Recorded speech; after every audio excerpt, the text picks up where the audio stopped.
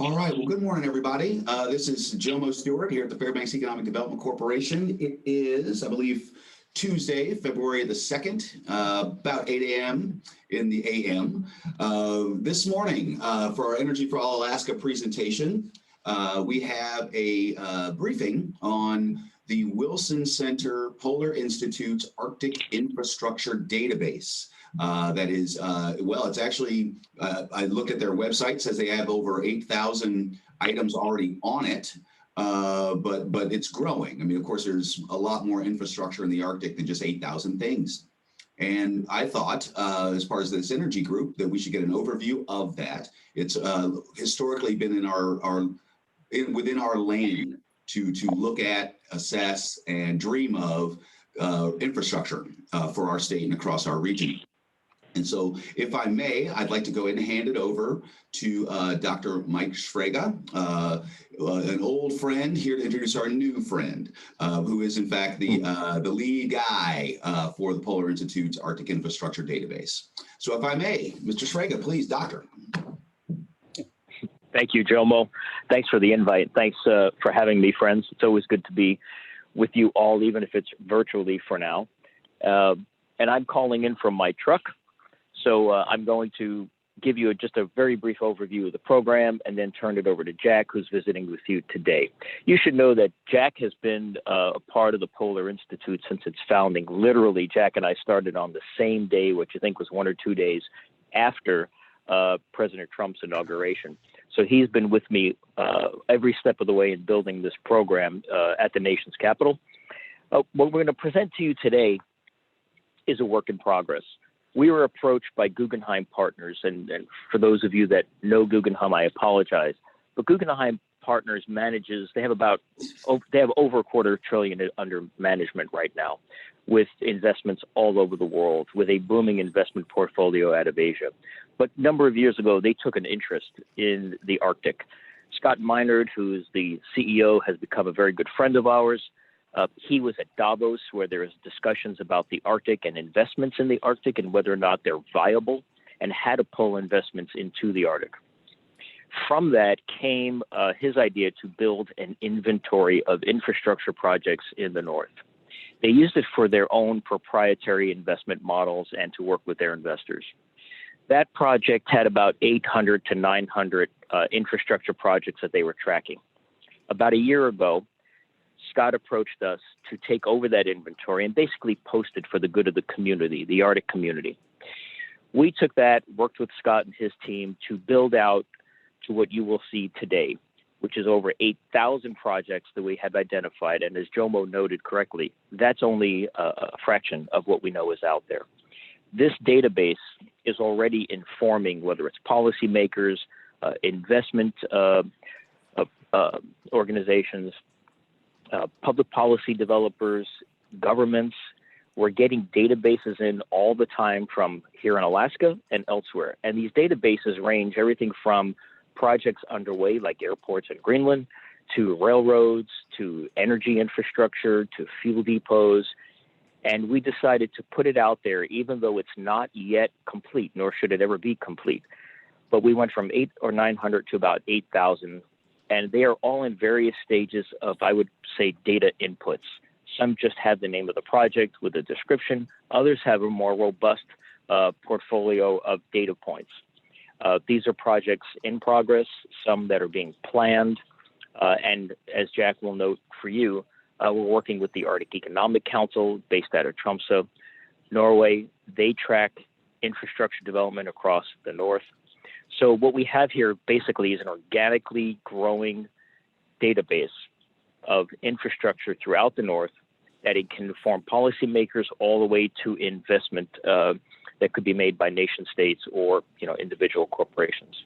It's also a really good data point for us to see what's hot, what is actually growing, what's drawing the income along from the Northern Sea Route to Greenland, to Iceland, to ports in Norway, on and on. So this is the modest first step in that database. We took something proprietary from Guggenheim, reimagined it, and put it out there for the community to look at. I will tell you that the response has been overwhelmingly good. Lots of people have called us to say, hey, what about? And they fill in the blank, and we said, that's great, give us the data, and we will put it in. So you're in at the very beginning of us unveiling this program. Obviously, as you all know, I have a filter. My filter is our state, thinking about ways in which we need to increase not only what's known about our state and the needs of our state, and that's everything from our road systems to energy portfolios, on and on, to those that are aspirational. What does the state, or what do nation states need to actually have robust, not sustainable, but thriving communities in the North? So what you'll see is one of our attempts to do that. And my final point would be that this is part of a larger project. We are growing an economic development, an Arctic economic development program within the Wilson Center, focused on the very things we as a state and, of course, nations look to as they try to build their communities for what the North will promise in the future. And that's everything from energy development to green energy to blue ocean economies to defense, on and on. So with that, let me turn it over to my partner in crime, Jack Durkee. And as I noted, Jack has been with the program since its inception, and everything we do has Jack's fingerprints on it. Great. Thank you, Mike. Around with all of you, Jomo, and with Jack, just to see how this went. And I'm hoping that it's a two-way street. Okay? Yeah, we'll be going all hour, Mike. So if you can circle back around, you're free to do so, please. Okay, Jack, it's all you, boss. Great. Thanks, Mike. Thanks, Jomo. So Mike touched on a few of the points I was going to make today. So for those that he's already discussed, I'll try and keep those points a bit shorter, but nonetheless, I'll start from the top. And so just a brief overview of what my comments will be today. I'll describe the overall purpose of the Arctic infrastructure inventory, which Mike did a good job of giving you all that broad overview. So I'll go into a couple different points that he can touch upon. But the overall purpose, the genesis, I may also touched upon a bit. The Wilson Center's vision for this project, how we see it growing over the next several years, the work we've done specifically the last year or so to get from the 900 projects that we received from Guggenheim to the 8,000 that we have now. I will exhibit to the actual inventory itself, and then discuss some of our immediate priorities for the spring. And I should say at the top that any and all feedback that you all have is certainly welcome. Please let us know. This is, as Mike said, the beginning stages of this project, and having conversations like these offers you all the opportunity to provide your input on what the inventory is. And I think that's critical at this point because it helps influence the growth of where this project grows, and it helps serve your purpose, and it helps serve the purpose of the overall project. So, please let us know if you've got positive and negative feedback. All the feedback is better. So anyways, overall purpose, the Arctic infrastructure inventory is a data set of infrastructure projects across the Arctic. We include all types of infrastructure. To date, mostly it's been physical infrastructure, but we plan to expand that beyond, non-physical forms as well. So an example of that is, how do you consider a vaccine rollout across the state of Alaska? What type of infrastructure is that in itself infrastructure? So at the first point, just physical, but growing beyond that, across the Arctic, we include all 8 Arctic nations. The Wilson Center is a foreign policy think tank, so we have to obviously work across all 8 Arctic nations. We also are considering on a case-by-case basis subarctic nations or subarctic projects as they relate to Arctic projects. So if there's a subarctic project that is deemed critical to the economic development of the Arctic or is critical for a project in the Arctic, we admit those into the inventory on a case-by-case basis. We have defined what the Arctic is specific for this sense, and I'll get to that definition in further detail when I exhibit the inventory. But we're currently just going with a kind of a fine comb through that definition. The main stakeholders really are, the broad stakeholders that would find use in this inventory. So it's policymakers on the Hill, it's investors and industry, it's communities and community leaders, it's researchers, and really anyone else that finds utility in this tool to help inform the economic development and infrastructure in the Arctic. We're taking that wide scope purposely from the beginning, and that while we think is the right way to go, obviously creates not some difficulties, but just having that wide scoping, making sure that we serve all of those communities and all of those stakeholders within this one product requires a bit of strategy, I'll say at the beginning. And so I guess to get to the genesis of this project at Guggenheim, Mike touched a bit on this, but this inventory started as a spreadsheet tracking infrastructure projects across the Arctic for Guggenheim. They've developed it in tandem with the Arctic Investment Protocol, which you may know first started with them, then transferred over to the World Economic Forum, and then finally now rests with the Arctic Economic Council, which is why we're close partners with AEC. And as Mike said, it was developed to inform, their proprietary clients and just their process of making decisions about Arctic infrastructure and economic development. In 2018 or so, 2018, 2019, they started to consider to transfer it to some sort of public institution to make this information public so that communities across the Arctic and the other stakeholders I mentioned before would find better use of that. And they gravitated towards the Wilson Center. And in December 2019, we decided they transferred the actual inventory to the Wilson Center. And so at that point, it became a public resource. It fully the Wilson Center's tool is fuller information now, but obviously we work closely with Guggenheim. They're very close partners, close supporters of ours in this project, and have been obviously very instrumental in helping get the inventory from its genesis in their hands to where the inventory is now. As Mike said, it started with 900 projects at Guggenheim, mostly large cap projects.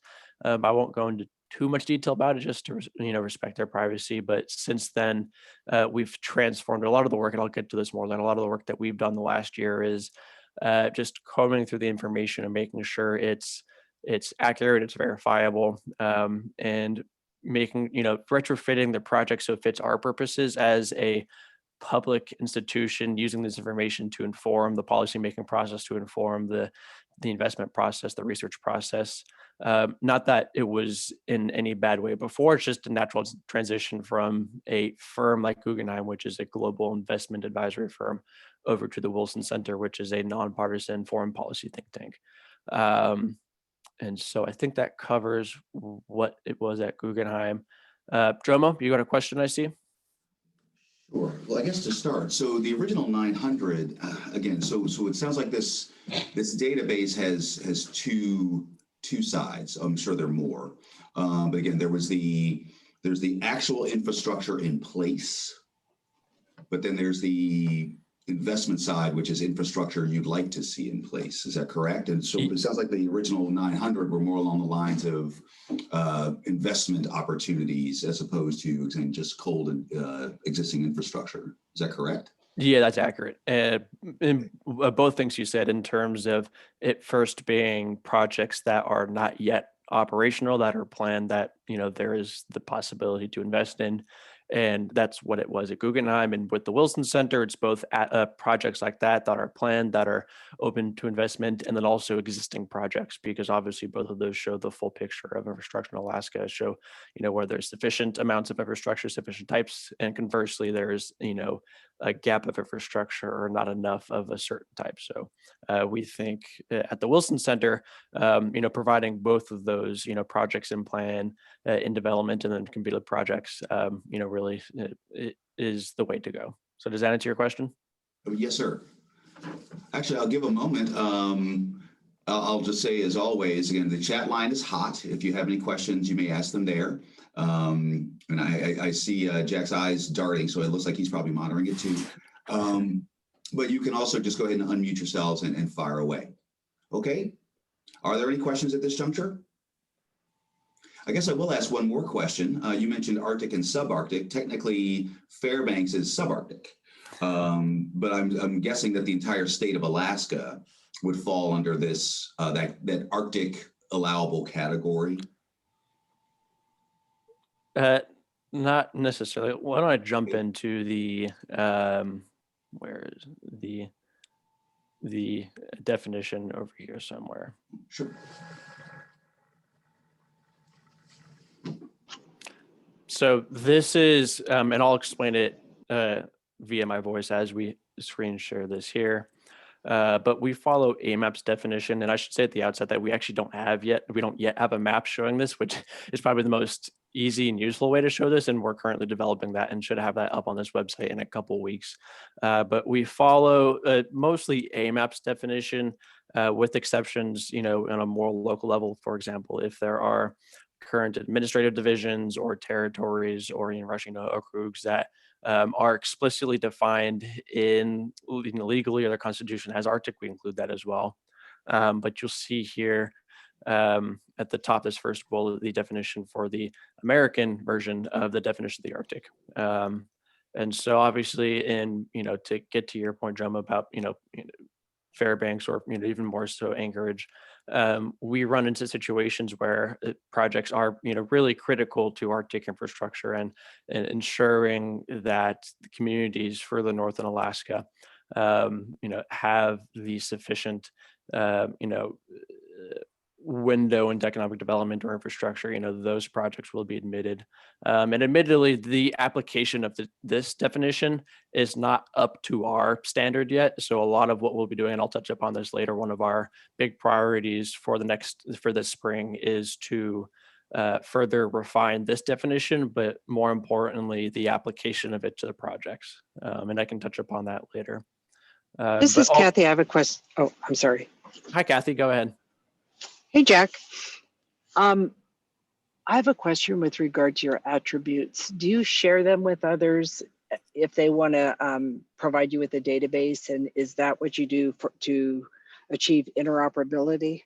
Yes. So when organizations, entities, or individuals supplies information and eventually makes its way onto the public website, we will list them as contributors to the inventory. And so we haven't built that aspect out yet, but that's obviously something, we see this as the inventory really as well. I should have said this at the beginning. The overall purpose, what we've seen at the Wilson Center so far, there isn't really a end all be all broad scope database like this for the infrastructure across the Arctic. And so what we're trying to do is just take the information and get it into one place. So it's a one-stop shop for that. We're not trying to step on anyone's toes or overtake anyone's other databases. We're more than happy to partner with other institutions, other databases to make this, as large and as useful a product as possible. But to your point about contributors, obviously that requires, that process of taking in information and posting on this website will require people to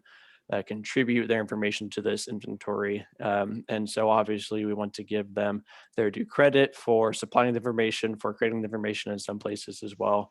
And so it'll be quite clear once we get to that point, the organizations and entities that contribute information will be listed as so.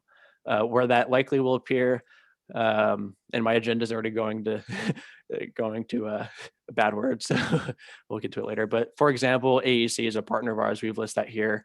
I likely will put it at this point on the website, whether it's a list of logos or a list of partners or links to their website as well. We're yet to figure it out, but it'll be quite clear the number and the type of contributors to this project. Hey, Jack, this is Mary Ann. Can I ask a quick question? Of course. Hey, greatly appreciate your presentation. And I'm looking at the infrastructure database that's listed on the Wilson Center and, how to scroll down and see Alaska. Saw many of the airports that were listed and everything. And just curious, given the governor's opinion piece in this morning's paper about the AKLNG project and the Arctic focus of energy, is there someplace hidden in here, some discussion of that I'm missing? I'm just curious. Of the governor's piece you wrote this morning, or of of the large AKLNG project from the North Slope. Yeah, so I wouldn't be surprised if that's not already in there. But as Mike said at the top of the call, this is we're still in the very beginning stages of building out this project. We released the information that we have to date to the public so that we can get out there and have conversations like these and receive feedback and have that in turn influence the development of this project. We've already had many different people and entities that note that we're missing projects or missing information about projects, or there's a large gap of projects, for example. So if that project is not currently listed, that could be an example of us being in the process of identifying those projects and information that we still need to add to it. Jack? Yes, Jomo? I'm sorry, if I may make a quick comment. Yes. Thanks. I probably should have said this right at the top for everyone who's online. Part of my purpose in having this presentation, having seen, having spoken to Dr. Sfraga, having heard him mention it, having taken a look over it, really is to try to allow us Alaskans to help them populate this site. And so I wanted to find out kind of what the definitions were. What are the criteria for inclusion? So right along those lines, Marianne. And then again for you, Jack, well, I guess maybe first hearing for you, Jack. I actually printed it. Yeah, this is all very timely. Right now, there are 2 op-eds, one in our local paper here in Fairbanks, one down at the ADN, where the governor has put in an op-ed regarding this long wanted pipeline, natural gas pipeline from the North Slope to somewhere where it could be utilized, either here in Alaskan communities or for export. And so this is very timely. Again, this has been a dream. We have a picture right here on the wall talking about gas to Fairbanks from 1958.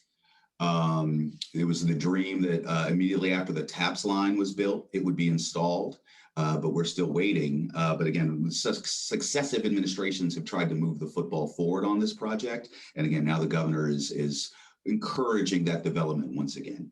So again, for the good of the order, my thought would be, if it would be appropriate, if there's a way for us to do so as Alaskans, as this task force, to help the Wilson Center flesh out Alaska, of course, I would want us to do that if you all are willing. So thanks, Jack.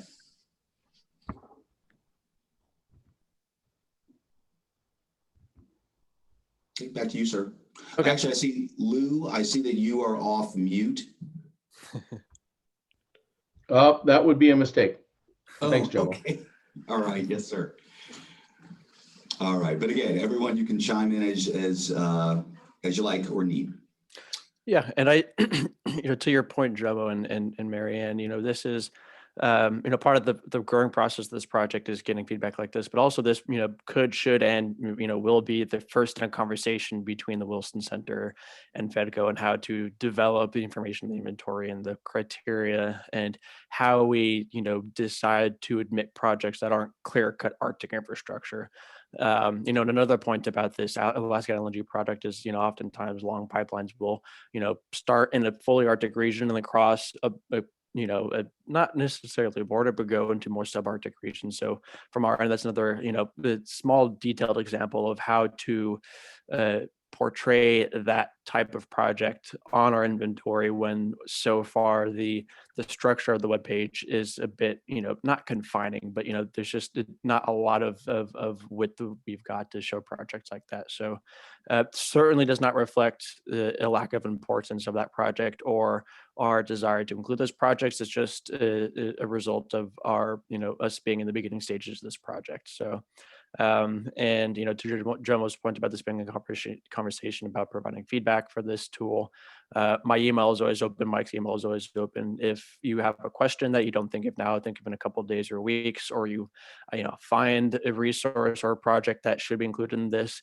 our ears and inboxes are always open. So please feel free to contribute information to that, and we'll obviously appropriately identify you all as a contributor and get this information up onto the inventory. So I guess this is a good transition to getting to our vision for the project, the Wilson Center's vision for the project. We've spoken a lot about the database so far, and that's kind of the centerpiece of what this project is. And obviously it's got a lot of standalone value. But as Mike alluded to, we were building a larger initiative on Arctic economic development around the centerpiece of the inventory. And that larger program largely reflects what the Polar Institute is in general. So this new initiative will have public seminars, meetings like this, workshops, just, events and public seminars and private meetings about Arctic economic development. We will have written publications ranging from blog posts to updates to the inventory to more long form reports through existing Wilson Center and Polar Institute channels, visual publications as well that go in tandem with those public written publications. Scholarly research will have scholars and fellows dedicated to economic development housed within the Polar Institute, focused on economic development and working closely with Mike and I to help develop this inventory. And the next thing is perhaps what I'm most excited about with this inventory is a GIS feature that will build into this. And just a quick note about what GIS is, if you're unfamiliar with that. It's basically a very powerful geospatial mapping tool that you can put projects in, put information about the projects onto a map, and then create an overlay of, for example, permafrost thaw. And then you can see, okay, well, this is, the range of permafrost thaw across Alaska. Put that over the projects, and you can see, okay, well, there's this amount of permafrost thaw in this region, this community, and these types of projects are missing that can help mitigate this or help lessen the impact of that. And so that's really the I think the true utility of this project and this feature will really draw out in that feature. But to get to that point, we have to fully develop the inventory and the information that's in there. So that is not listed currently as an immediate priority, but something that I'm pretty excited about. Just to say, this is a public tool and in line with our mission as the Wilson Center. We're not abdicating for any particular project or opining on the effectiveness or the efficacy of any of these projects. That's not really our role. We're just providing the information saying these are the projects, this is where they've been built, when they were built, how much they cost, etc., who funded them. It's more in line with providing that public information that falls in line with our mission as the Wilson Center to inform the policymaking process. And this project obviously has a broader range of stakeholders, but I wouldn't come to this project to the Wilson Center expecting a recommendation of where to invest, for example. That is more so for the investors in industry that would use out of this, not so much the researchers and communities, for example. But that's something I just want to clarify. So that, on top of the fact that this is still early on the project, that we're excited with where we're going. The work we've done the last year. So like I said, we had to retrofit it to Wilson Center purposes a bit. And so a lot of what we did was just build the methodological foundation of this project. So building out resource methods, refining those, and then building up the inventory to a certain point where it's ready to to release. And it's not necessarily a beta form, but in a form in which we know that there's missing information, missing gaps, and eliciting feedback from groups like yourself to as I said before multiple times, influence the direction of this project. So a lot of what we've done was just build the building blocks of that research method, so that once we build up staff capacity in our team, and build the amount of partners and contributors we have to really sort through the massive amount of information that I expect to start incoming soon. That is all built towards the public launch itself. So as I said before, we received this in December 2019, launched it last month, or now 2 months ago, in December 2020. And we've received a lot of good feedback so far, a lot of constructive feedback. People saying this is a good project, but more so identifying gaps in projects that we've got, identifying projects that are missing a lot of information, and we'll get to those projects, for example, and then pointing us in the direction of where to find more information, ways that we can use people's networks and information. So we've had conversations like these before. I've spoken with the National Renewable Energy Lab. I've spoken with the Department of Commerce, other entities across the Arctic. And I think the types of entities that we've spoken so far really conveys the broad scope of our stakeholders and the broad scope of this project. So the feedback we've been excited with, and I think it shows both the utility and the interest in this project. And so since we're sharing the inventory now, I'll go to it. So back to the main page. This is the inventory itself, and I'll show how to get to this page from the Wilson Center website. This inventory has its own unique URL that you see up here. It's arcticinfrastructure.wilsoncenter.org, and I can share this information with everyone after the call as well. So this is the main page. It's got a nifty little video, just describes the inventory. And then voila, here it is. And so this is the search feature in the inventory, and you'll see the list of projects there. You can search by keyword. So for example, if you wanted to search, research stations in Canada, for example, you could put that here, or energy projects in Alaska, befitting of this group here. You could search that here, and all the projects that are either directly or indirectly related to that search filter would appear in this area here. You can break it down by country. And in the future, we hope to integrate breaking it down by region as well. Type of infrastructure, we've got these main types here. You can break it down further into subtype. This will also be further developed in the future. So this is just the initial list of projects that we've gotten there, breaking down by cost as well. And so most of the projects to date are larger cap projects. Obviously, that's a remnant of the inventory, being built at Guggenheim. They were looking for those larger projects they could potentially invest in. One of the things that we are doing at the Wilson Center, as I said before, is making this a larger, broader scope of what this project is, the types of assets and projects, infrastructure projects this includes. And so a focus of ours moving forward is to do more targeted research on smaller cap projects.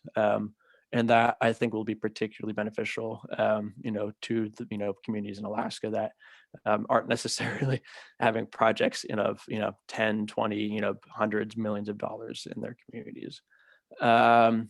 We also will add more types of filters to this feature moving forward. Whether a project is completed or in development, we'll break out at what process in the development, what stage of the development it is, and we will provide some sort of, not definition, but information about the different types of permitting processes, for example, across the US, Canada. We're cognizant of the fact that, different regions may have different permitting processes. So just to provide as much information as we can so that people are aware of what is needed in these projects to get to completion, we'll do that. So over to the projects themselves. This is actually, sir, before you jump off of that. Yeah. That last point you made. So course. Again, you're thinking about integrating that kind of information somehow into this database. Things like permitting processes. Exactly. Would that be like by a link? You could say, kind of this is what you'd have to go through to get this project up and running? Yeah, so we would, in the exact details of that would have to be fleshed out. We haven't, thought about in deep detail yet, but it would, for example, appear as a link within this about section here, and we would provide links to different types of permitting processes, or even make some sort of not promotional document, but like a 2-page document outlining the process for each country or for each region, so that people are aware. That's also useful for developers and other entities in the region as well. So that's probably not something we'll get in the next couple of months, at least. That's kind of not secondary, but just next level priority items that we need to get to first. But I think that's the type of level we're thinking about this inventory at this point of, including that type of information. Another priority for us in the next couple of months is building out, our strategy of sustainable infrastructure. And, obviously that's quite important to us in this project, is creating the environment where sustainability and, that type of information is included in the inventory, and less physical projects. So, it's a lot to consider and think about at this point when we're still scoping the entire thing, but it's the perfect time to think about it because we consider this point and fit it into our longer term strategy. So yes, Jomo, to your question, those are things that we're considering for this project in the short and long term. Awesome. You can't see it, but a great conversation. Right over here to my left, anyone who's come to the physical meetings knows this. We have a giant map of Alaska, but it shows the jurisdictions, between state land, federal land, different municipalities and yeah, those jurisdictional lines. And those are important for any development, knowing, who would have the authorities and, what authorities you'll have to deal with to move a project forward. Excellent. So good. I'm glad that thinking process is already embedded. Great. Yeah. And if there are other things that you think of that we're not thinking of, and that's, really good, beneficial use of conversations like these and partnerships like these, where you can help enlighten us to things we're not thinking about, or, aspects of projects or this inventory or the technical nature of it. I hate to say that we're crowdsourcing this work because it's, a crass way to put it, but it helps create the better product that it's of higher utility to you all. So we really do see this as a partnership with, just the broad Arctic infrastructure community across the region. So I understand we have about 25 minutes left, so I'll make my next couple of comments a bit brief so we can have a conversation and answer questions. This is an example of the webpage for a particular project. So you've got the title up here, you've got the project description, you've got the location here, and in the future, when the GIS feature is built, it'll show the location here, and then this will link to the GIS feature itself. You've got the development type, the country, the status, the budget, and then the source down here. Obviously, that's quite important as well. And so this is an example right now of a fairly complete project per the first phase of this project, for first page of this project. Obviously, this is probably not all the information that's out there, but like we said, we just wanted to get the information out that first so that we could have conversations like these. And so in the future, we will break down, for example, if this project was in development, we would break that down into finer detail, break this down hopefully into the region as well. Obviously break this down as well. And then, obviously if projects evolve over time, if there's renovations to it, it's terminated, or anything, for example, we would reflect that information into this as well. And we're currently building the technical features on the website to reflect that information. Obviously, if there's more resources or more sources, we add that as well. So this is an example of, as of now, a good project in terms of having sufficient amount of information. Let's go to, let's do this one. I think this is the one.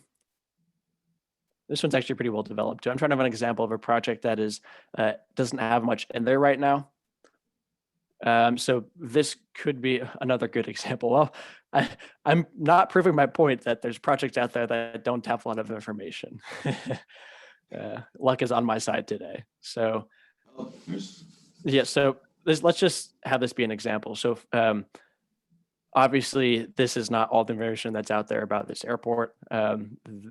We need to do more research on this one, for example, and get the full description of what this is.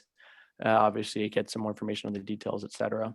And so the point I'm trying to make about finding a project that's not currently listed of a lot of information is that that's where our research, that's where our efforts the next several months will be moving forward, is identifying these types of projects that don't have a lot of information, and then on the same hand, identifying areas where there's a large gap in the type of project.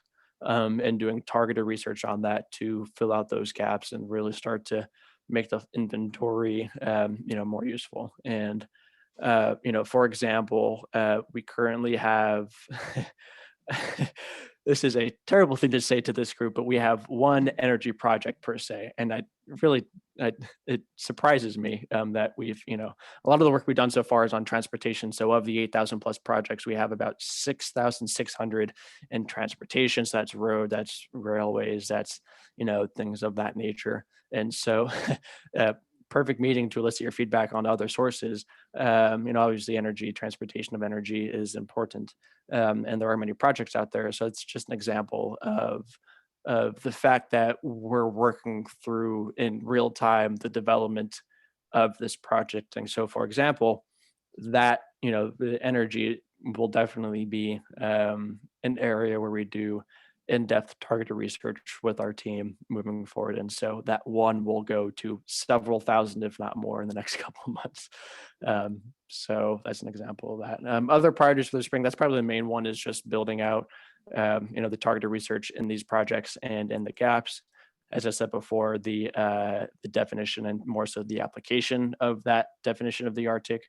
We've received feedback of There are small cases where there have been redundant projects, but more so people are saying, this project, is, deep in Anchorage. It has no influence in relation to Arctic projects. And that probably just got caught up in our massive research processes. And so, refining the application of our definition will weed out those the misliars and projects that shouldn't be included as well. You keep mentioning research and targeted research. Yes. It sounds like, but you're describing it in a way that almost sounds in-house. Yeah, so it's in-house. So we have a research team of about 5 people. I lead that team. And so they, through a combination of web research and to quickly go into a bit of detail, I think it's impressive. There's one person on our team who comes from a data science background. She's quite impressive. She's built out, she calls them web crawlers. And so she'll write code and essentially through this computer science method. I have nothing to do with that. I am impressed with the way what she's able to do, but she essentially creates AI that can take information from sources and spits it out into a spreadsheet. And then we on our back end will just verify the information, read through it just to make sure it's accurate. And so that really takes down the time. So that's an example of the type of research we're doing. We're also obviously having conversations like these, eliciting feedback and sources from these conversations. So it's to date, it's been the first thing of just that web research, but we're building out the different avenues. And so to answer your question, Joe, yes, we've got in-house research. Not as much as I would like, but that's working at an NGO, there's never enough money to, have the full team that I'd like to do the research. So I work at a not-for-profit myself. Yeah, I understand. you understand the struggle. So the research with the team at the Wilson Center, further refining the definition of the Arctic. There's a couple things on the back-end technical side that have to do with web development. But those are the things that we have identified as the most immediate priorities. And then moving forward, we'll get to building out the other things I've alluded to today, such as the permitting processes. There are other communication materials that help convey what this project is, what infrastructure in the Arctic is like, why this project is even a thing, why this, this initiative is even a thing, and why it's important. And so to quickly get to it, I see there's questions piling up in the chat function. The about section is pretty standard, just lists the research team here, Jomo, and then a bit of basic information about the project. What this is essentially is a very, very, very brief synopsis of what our conversation is today.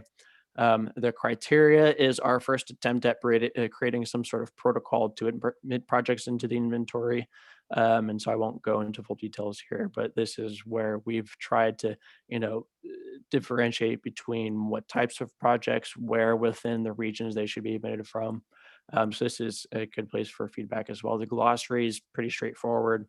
It's just definitions of the types of terms that we use in this project. And the methodology goes into further detail about the process I was describing before about building these web crawlers. And, for example, these are some of the sources of data we've got and, what we've done to date to take the raw data and transform it and build it into this database.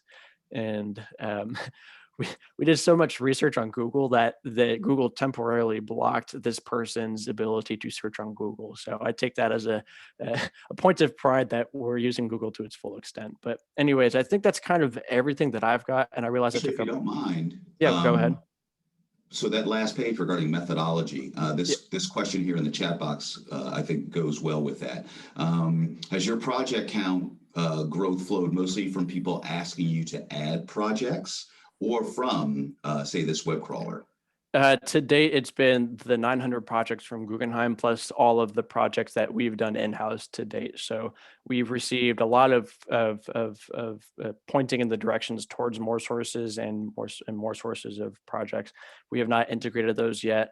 That will be integrated into this targeted research process in the next couple of weeks. So what you see to date is pretty much all research that we've done so far. So Okay, obviously, there's not only 8,000 projects. There's many more than that. We know there's many more than that. It's just a reflection of where we are in the development of this project. Okay, and again, that's not a criticism. Again, yeah. Okay. So you are on the front end of, again, a group like this, or communities, states, beginning to identify things for you, send them your way for vetting and possible inclusion on the database. Okay, so we're right at the right spot and time too. Yep.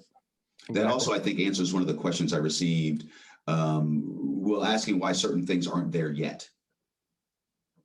An example would be, we just built, Fairbanks has a what I would call, well, now it's growing. For a long time, it was a nascent natural gas distribution system, but it's now had some major upgrades and expansions, a lot more pipe, just built a multi-million gallon LNG storage tank to help support it, satellite systems. So again, that's the reason that wouldn't be there yet is, again, it's not, that's the kind of thing we would recommend to you for possible inclusion.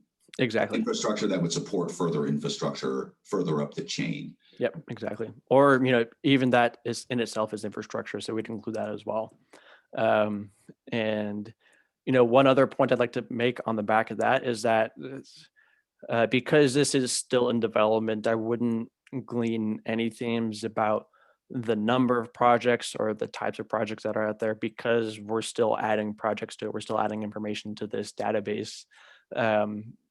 It's just not enough to make any broad themes about it. And so we've had to reiterate that to people, that in line with us needing to add more information, that don't take this as the end all be all. Don't say, well, there's 6,000 transportation projects, so there's a lot of roads out there. Yes, there is, but there's not, the ratio that you see so far is not the truth. There's more information to add. So, just letting everyone know that we're still building this, and we're excited with where we've gotten so far. We're really happy with the progress we've made, but we know, and we're excited to continue building this and to really make this as useful a tool as possible to entities like yours and to other, stakeholders across the Arctic. All right. Don't impute any negative motives. Not at all. Awesome. Could we go back to the inventory itself? Of course. And as always, everybody, again, this is not the Jomo Stewart show. It is the Jack show, but it's not the Jomo Stewart show. So if you have any questions, feel free to take yourself off of mute. I should make my own talk show. No. And one final thing, and obviously any and all questions are welcome. I understand that this current form of the database is more of a search feature. So we're also considering building a legitimate database itself so that it's easier to navigate, easier to filter as well. So this, we think, is sufficient for now, but that's also another thing we're considering is the ease of access for users like yourself to go in and get the information that they need. And also another important thing that I can't believe I forgot to say is we're also building the feature for you all to download this information to your own personal computers. It's not built in yet, but we understand that's something that people want. So any and all projects that are listed in this are public information. You have the ability to download information to yourself, even to the point of, say, you want energy projects in Alaska, and any and all information that we've got, and only that information, you have the ability to download that as well. So that's an example of the type of back-end technical features that we need to work on as well. But I've taken too much of your time today. We have 12 minutes remaining for questions and answer. So I'd like to open up the floor. No, you're doing great, boss. Okay, Jack has opened it up. If no one's taking any bites, could we click on the United States tab? Of course, I see one in the chat. Yes. Will this inventory offer investment opportunities for the banks who have said they won't invest in fossil fuels in the Arctic? Yes, it will offer, it'll offer the information. So whether or not these banks use it, it's totally up to them. But we're simply just going to provide that information. And so whether or not the stakeholders use it, how they use it, it's totally up to them. If they want to, take their own, obviously they'll, take into account this information and build their own decisions of how to invest or how to research or how to build. Our goal here with this project is just to provide as much as sufficient as complete information as we can to inform those processes. Does that answer your question, Marianne? Yes, it absolutely does. Great. Ms. Pease? Oh. Okay, I just saw her. She kept flipping on and off her mute. Okay, so let's see what we have here. So And you could would we ask, just try, I just want to see the functionality. Like, so if we could try like another, like say the cost. Yeah, sure. I just want to see how it filters. so cost is an example of one of those types of information we don't have a lot of information on yet, unfortunately. So probably Okay. this would be better. Let's do roads in the US.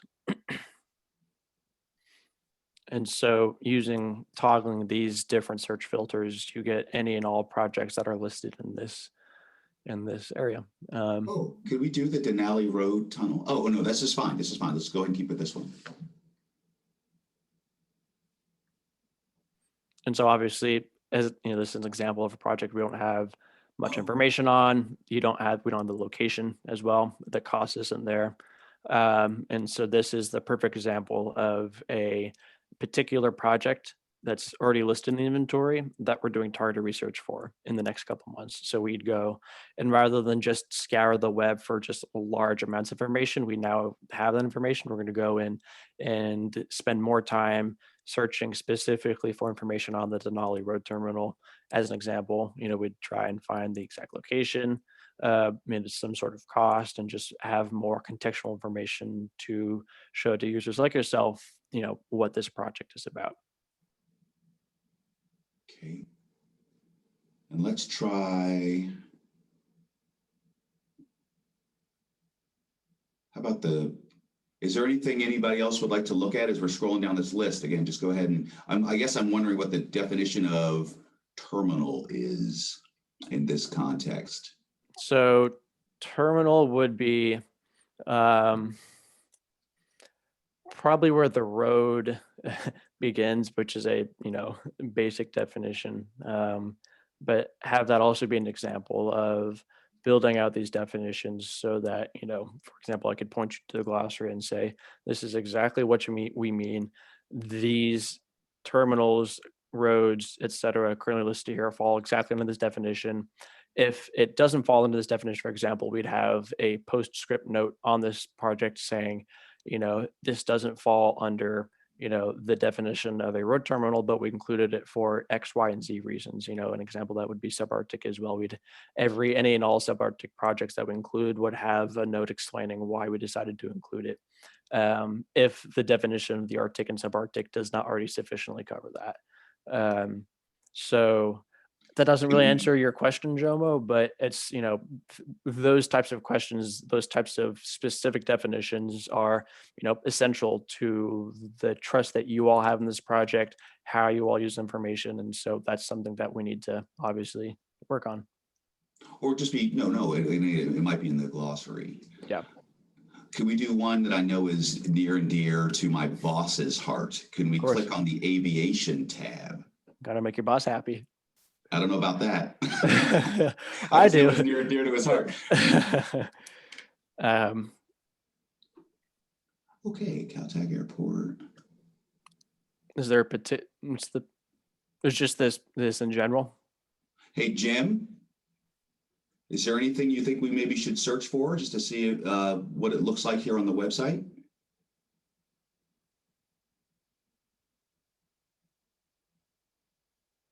I don't know if he's still on. How about Nenana Airport? They've had some recent changes, is why I asked that. Am I spelling that right? I think so, yes. Yep, there it is. Okay, great. So this And is it's an Nenana Municipal they just recently turned on their lights again after 2 years. okay. Now that Thank was you. my question. I noticed when I first did a look at this, I saw like this, where it looked like there were two references and I wasn't sure if they were for the same thing. Like if there was redundancy.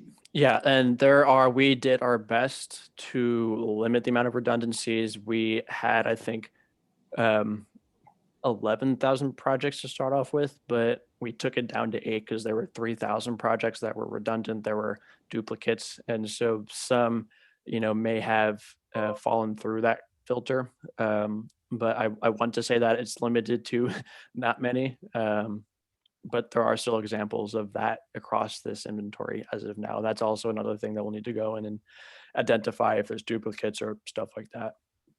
And it doesn't necessarily mean that there is a duplication. Again, an example would be here in Fairbanks, we do have the airport, our international airport, but there are also airstrips. Mm-hmm. And per this database, would each one of those kind of apply? Yes, if we decide if they fit within the protocol to admit into the inventory, any and all would be included in this inventory. So obviously the international airport there, but at the smaller airstrips, as long as it fits in the inventory, it'll be in there. So it doesn't matter if there's 18 airstrips I don't know how many airstrips there are in Fairbanks, forgive me. But however many there are, they'd be included as well, as long as they fit by the guidelines or protocol. Okay, I see that Mr. Dotson, my boss, has taken himself off of mute. Jim? So Jack, Jomo doesn't understand that Fairbanks is not in the circle created by the Porcupine, the Yukon, and the Kuskokwim. But anyway, maybe airport that would be more appropriate to look at, because it's a central hub in the north would be the Kotzebue Airport, and not necessary. I think I need to thank you and Mike and the rest of the team at the Wilson Center for doing this. This is obviously a piece of data that's needed and needed for the build out of the Arctic, which the data you guys gave the other day about the tremendous amount of infrastructure needed in the Arctic is tremendous, and of course, we're hoping that, Alaska is going to be a big part of that build out. So thank you for this. Yeah, of course. Happy to play our role and provide this information to the communities. Very much. And the information regarding our state and our communities to the world. Yeah, of course. Yeah, exactly. That's what Mike likes to joke, that the Wilson Center at large is a beachhead for Alaskans in DC and vice versa. So this both is a tool to inform research or investment or policy about infrastructure, but conversely, this is also a good tool for communities or people that anyone that's involved that reporting back through us. We've got those methods as well to convey that information, and so it's that highway, if you will, of information that can be quite useful. And so it's an example of something we do in a larger program, whether it's through the publications or for events. That's a good way to kind of have that information come back through us to through our channels to the world. I see a question from Clark about how long it may take for this to reach broad visibility, and then to have a critical mass of projects included in the inventory. I'll probably tackle the second point first. The nature, it's kind of a convoluted answer. The nature of this project is that we always hope there are more projects being built or updated or renovated. And so if we ever reach a point where we feel like we've gotten all the projects, that's naive of us, because there's always more out there. But critical mass, I probably would want to say at some point in 2022, I would feel like we're getting to the point where this could be, seen as fairly sufficiently covering all types of infrastructure in the Arctic. But with the caveat that there's always going to be more information that we don't know. So I know it's kind of a wishy-washy answer, but to answer the question, let's just say 2022. And then reach broad visibility, or it said viability, but I'll speak about visibility as well. By virtue of this being a part of the Wilson Center, we can tap into those channels. We can tap into the existing Polar Institute channels as well. And so through that, I think we've been able to sufficiently communicate that, one, we've got the inventory, two, what it is, three, what the utility is, and four, that conversations like these can help influence the development of that. So that probably wasn't your question, but just a point to bring up as well at this, is a marquee project of the Polar Institute, and really of the Wilson Center as well. The Wilson Center recognized the importance of this project, both for the international community, but for the the communities within the Arctic as well. And at that point, they've been a steadfast supporter of this project, from the beginning. So I take that as a sign of not that I need to convey this to you all, but the importance of this project. So hopefully that answers your question, Clark. And if not, feel free to follow up. All right. Well, speaking of follow-up, we do have, technically it's right at 9 o'clock, but I didn't want to leave until we checked one more thing. I thought I remember seeing, as you were scrolling through the site, the submit tab. Yeah, right over here. And so this is more so, this is a feature where people, the public, can submit projects to us at the Polar Institute to consider to add into the inventory. And so it just asks for all the different types of specific information we need to put this onto the inventory. This is certainly useful. We've already received plenty of submissions through this tool. But another thing is that, feel free to reach out to Mike and I in particular, directly. And you've got Mike's email. I can share both Mike and my email after the fact, and have this conversation not be the first and last, but the beginning of a longer conversation between us about, adding projects or different types of feedback that you may have, or just, to keep in touch about economic development at large. So yes, this tool is here, but also please feel free to reach out to Mike and I directly. Okay, and if you wouldn't mind, if you could scroll down just a little bit more, because I do see that it has reporter details. Oh, so just a little bit of information about whomever is submitting the information. Exactly. A reporter probably should be a different word, but so that I, for example, could reach out to this person, and if I need to verify some information or a question, just have a conversation with them. Well, it can help you on the vetting process as well. Exactly. And so this, as it says here, will not appear publicly unless they want to show their actually, I should update that, because obviously if they're contributing information, they should be attributed as such in some way. So I should update that. Thank you for pointing that out. No, not necessarily. I mean, I might submit some information on a project. I don't necessarily have to have Jomo Stewart associated with that. I'm not looking for big old kudos. Yeah. Okay. Well, Jomo Stewart, Fedco lead contributors of the project. Okay.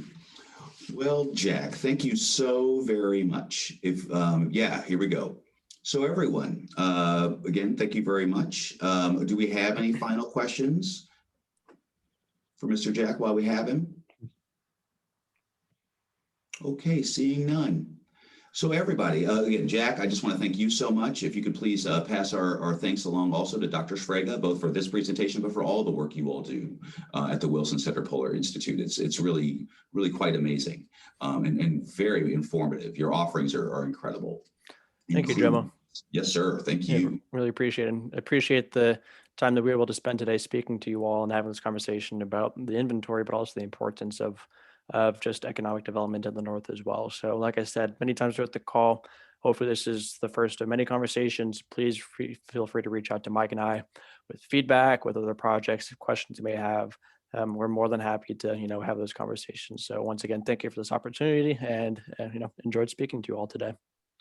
All right. Well, I know, sir. I don't know what your plans are for your career, but you could spend a lifetime on this project. I definitely could. That's right. And never run out of interesting things in a day. Yeah. Well, so I like what I do for work. So. All right. Yeah. Okay. Well, again, everyone, thank you so very much. Just for the good of the order, we are going to, yes, we will be meeting again next week, next Tuesday. We actually are having a presentation from the Fairbanks North Star Borough. They are moving forward. If you recall, I believe it was last year, they had advocated for some change in legislation in the legislature, change in statute relative to tax credits for energy efficient building. I believe that did pass into law. And so now the administration is moving forward with an ordinance regarding establishment of a tax credit for energy efficient building. But again, that is going to be our presentation for next week. So again, thank you so very much to the Wilson Center. Thank you all for joining us, and hope everybody has a great week, and we will see you next week. See if I can stop the recording. All right. Have a good day, everybody, and stay warm.